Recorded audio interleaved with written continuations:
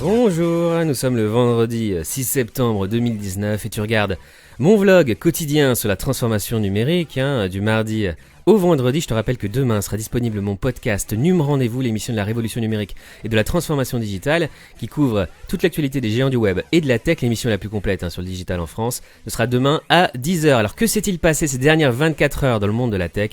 Eh bien ça y est, c'est officiel. Facebook Dating est lancé aux États-Unis, c'est le 20e pays où Facebook Dating sera disponible, puisque Facebook Dating, je t'en parle depuis des mois et des mois, c'est testé dans plusieurs pays d'Amérique latine et d'Asie. En Europe, ce sera disponible début 2020, donc probablement en France aussi. Alors qu'est-ce que c'est que Facebook Dating ? Est-ce que Facebook va se transformer en Tinder ? Alors pas vraiment, parce qu'en fait c'est une application où il faut que tu te crées un profil.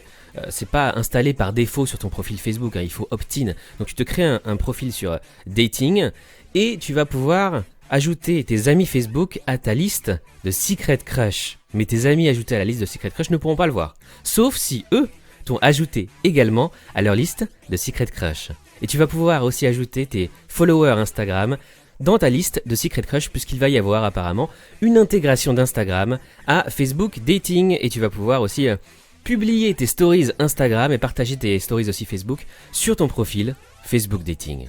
Alors ma question c'est: pourquoi tu te créerais un compte Facebook Dating et tu accepterais de partager ta vie privée et ta vie amoureuse avec Facebook, surtout avec tous les scandales qu'il y a eu ces derniers mois, notamment hier, je te révélais que plus de 400 millions de numéros de téléphone associés à des comptes Facebook étaient hébergés sur un serveur non protégé par mot de passe, donc pas mal de données privées fuites de Facebook tous les mois, voire toutes les semaines. Pourquoi tu ferais confiance à Facebook pour te créer un profil dating ? Surtout que sur les sites de rencontres ou les apps de rencontres en général, les gens s'échangent des messages un peu coquins, parfois même des nudes sur Tinder ou Snapchat. Donc toi, est-ce que tu ferais confiance à Facebook pour ta vie privée et ta vie amoureuse ? Je te pose la question, dis-moi ça en commentaire. Le Monde et Facebook intensifient leur partenariat comme pas mal d'organismes de presse, puisque Facebook va rémunérer les organismes de presse. Une coalition très influente de plus de 15 millions de membres appelle à l'interdiction pure et simple de la reconnaissance faciale aux États-Unis. Puisque selon eux, la reconnaissance faciale est une technologie biaisée et une menace aux droits de l'homme et à la sécurité. Il a été reconnu que l'intelligence artificielle et la reconnaissance faciale avaient des biais sexistes et racistes surtout.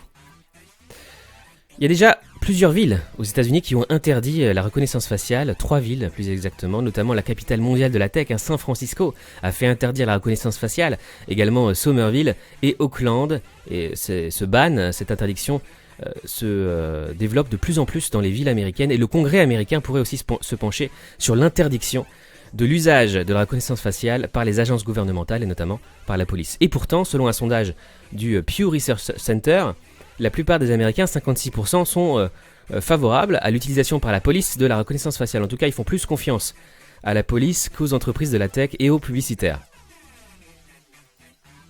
Dans le reste de l'actualité, non, Netflix ne va pas diffuser des épisodes 1 à 1. C'est une rumeur qui court depuis plusieurs mois, voire plusieurs semaines, depuis que Disney Plus a annoncé qu'ils allaient diffuser en fait les épisodes 1 par 1 ou 2 par 2 ou 3 par 3. Eh bien Netflix ne va pas le faire, c'est juste que Netflix va ajouter une section latest dernièrement à sa plateforme et va alerter les utilisateurs dès qu'un nouvel épisode est disponible.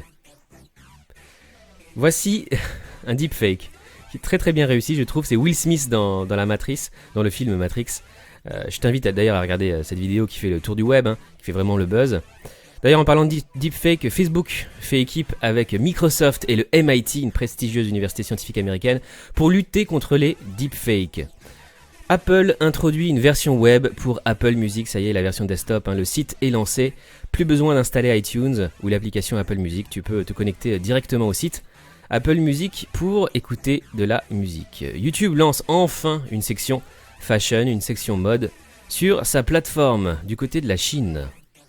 Le gouvernement chinois, apparemment, piraterait des opérateurs télécoms et des smartphones pour espionner la population ouïghour. Je t'en ai déjà parlé dans mon émission Num Rendez-vous. Depuis plusieurs mois, selon les différentes enquêtes, c'est vraiment avéré.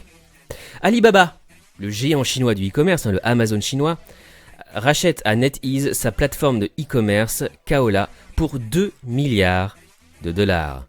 Ça va permettre à Alibaba de rester leader puisque Kaola était la seule plateforme qui pouvait vraiment concurrencer Tmall Global, la plateforme de e-commerce de Alibaba. Et enfin, News France, Altice cède face à Orange et propose de reprendre ses chaînes BFM et RMC sans payer. Altice lève le drapeau blanc face à Orange. Et Bruno Le Maire, enfin, propose une réflexion sur une monnaie numérique publique. Le ministre de l'économie et des finances français a esquissé l'idée d'une crypto-monnaie d'État pour contrer les initiatives de plusieurs géants du numérique, Facebook en tête. D'ailleurs, la Chine travaille depuis plusieurs mois sur une crypto-monnaie nationale. On se retrouve demain pour le podcast NUM Rendez-vous. Je te souhaite une très très bonne journée, un très bon week-end. À demain, salut.